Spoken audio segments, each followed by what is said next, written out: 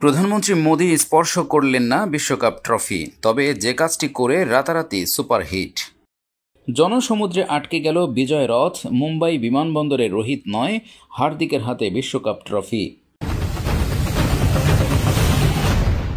টি-20 বিশ্বকাপ জয়ী দলকে আমন্ত্রণ জানিয়েছিলেন প্রধানমন্ত্রী নরেন্দ্র মোদি।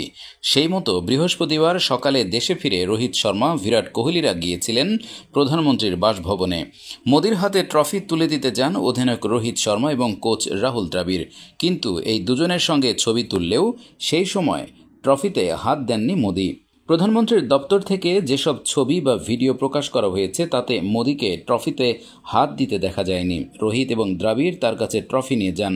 মোদি দুজনের হাত ধরে ছবি তোলেন। যথেষ্ট সুযোগ থাকলেও ট্রফিতে হাত দিতে দেখা যায়নি প্রধানমন্ত্রীকে। মোদির সমালোচকেরা এই ঘটনার নিন্দা শুরু করেছেন। তারা গত বছর একদিনের বিশ্বকাপের ফাইনালকে টেনে এনেছেন। সেবার মোদির নামাঙ্কিত স্টেডিয়ামে অস্ট্রেলিয়ার কাছে ফাইনালে হেরে গিয়েছিল ভারত।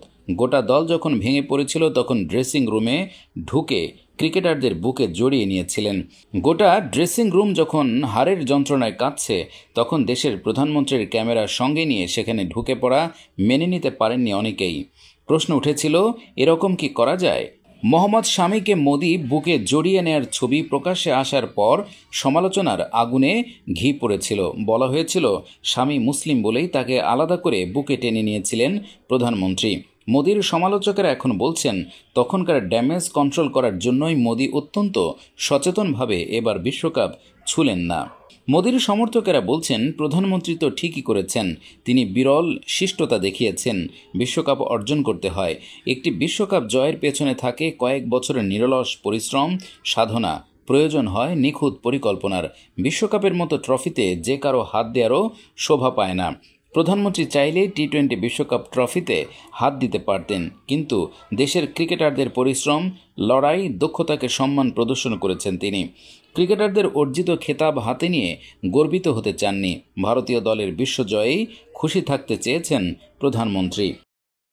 জনসমুদ্রে আটকে গেল বিজয় রথ, মুম্বাই বিমানবন্দরে রোহিত নয়, হার্দিকের হাতে বিশ্বকাপ ট্রফি। সকাল থেকেই ক্রিকেট প্রেমীরা জড়ো হতে শুরু করেছিলেন মুম্বাই বিমানবন্দরে। ক্রমেই জনসমাগম বাড়তে থাকে।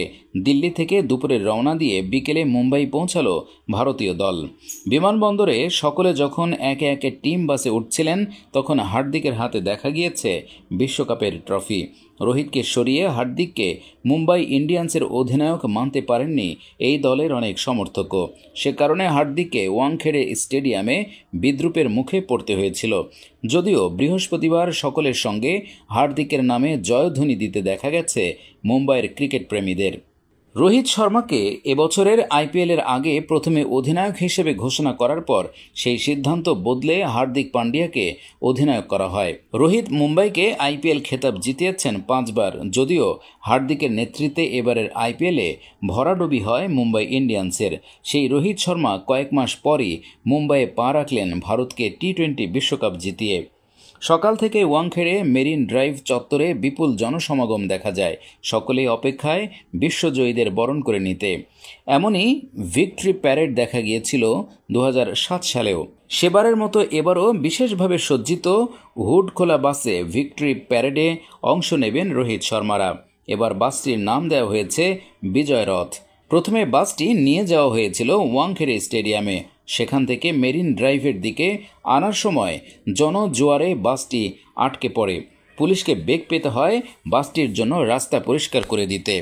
ভারতীয় দলকে নিয়ে বিমান যখন মুম্বাই বিমানবন্দরে অবতরণ করে তখন মুম্বাই ইন্টারন্যাশনাল এয়ারপোর্ট লিমিটেডের তরফে বিশেষ বন্দোবস্ত করা হয়।